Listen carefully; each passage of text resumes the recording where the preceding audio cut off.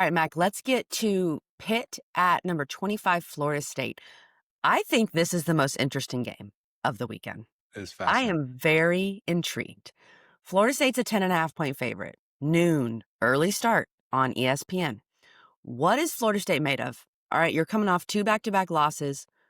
Virginia, we've literally beaten that horse to death. I mean, we've talked about that game so much. Miami, you kind of got dominated. How can you bounce back? And then the flip side, I mean, it's just the truth. The flip side is, yes, Pitt beat a terrible Boston College team, but Pitt's feeling good. They're feeling very confident, Mac. They beat them 48-7. Mason Henschel, which I believe is how you say it, was unreal. The freshman quarterback, 30 for 41 for 323 and 4 touchdowns. Florida State has not been great getting after the quarterback, only 11 sacks on the season. Norvell was talking this week about how that has to improve. I think this is an interesting, Yeah. perhaps a little scary, spooky game for Florida State. Do you Yeah. agree? It's yes, I agree. And it's interesting because, we just like I say about Clemson, you can't fall in the trap because you need to know the opponent. A very bad Boston College team had a bunch of guys out, things of that nature. Don't know who their identity is, rolling through quarterbacks, all these different things.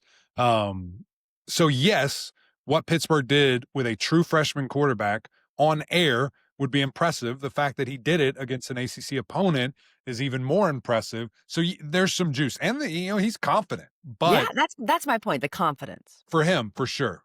Now there's a double-edged sword to that. You're confident against that team. Now you're rolling into Tallahassee, who is a wounded animal themselves, back against the wall, 0-2 in the ACC, wants to make a statement, probably a little angry.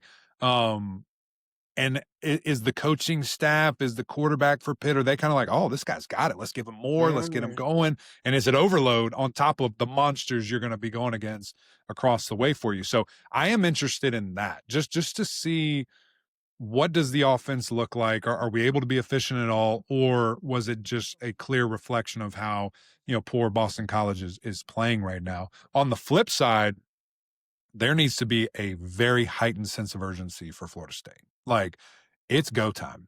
It is Absolutely. gotta go. Gotta make statement wins like you did all the season until you ran into Miami there. And you fought your tail off. Like, there's nothing to be overly sad about other than clearly not winning the game. You never were out of it. You fought like crazy. You showed moxie. You showed grit. If it ended 31-3, then yeah, deflation, 2-10. Oh my gosh, all those things creeping in. Okay. But you didn't. You fought, and you got stops when you needed to get stops. You scored when you needed to score. Some people say you ran out of time. I don't think that's the case. But you were in the game.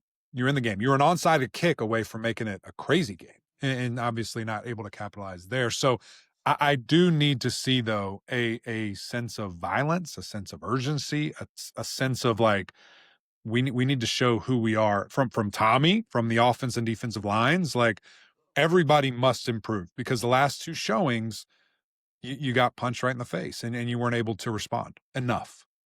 Yeah, I think, well, to your point there, Mac, you got to start fast too, which Florida State hasn't really done in the last 2 games. The other big factor here is the Desmond Reed factor, the star running back for Pitt. Will he play? We don't know. He hasn't played in the last couple games. He is a game changer. Yeah. We know how Virginia was able to run on Florida State. So if he plays, I think that's a differentiator, but I don't know. And then the other big thing for me, Mac, you bring up Tommy, the turnovers. The turnovers have been an issue against Miami, against Virginia. You cannot give Pitt life early in this game, throwing some questionable picks or whatever Right. it is. Yeah. You need to see a 0 INT game from Tommy. Yeah. Personally, that's what I would like to see if I'm a Florida State fan. It would be nice, because they've got those sharks over there and they're swimming in the Yeah, water. and You see. Pitt is going to dial up pressure. Oh, We yeah. know what Yeah. they want to do. Yes. Yes. And so a couple of things with it. That's a great point. And Biles and Lovelace and Kyle Lewis and all these boys over there hunting and excited, for the opportunity. Ton of sacks from that crew, with what they do there. These guys have 16 on the season, but they'll scheme it up and they'll make it happen. So, Tommy has to understand where that's coming from and where he's protected and not just panic as soon as he sees one guy and want to turn and run because then those eyes go from here to here and you don't know what's happening. You can't see anything. You're trying to out athlete, get around in space, see a guy late, try to throw it across your body, pick six.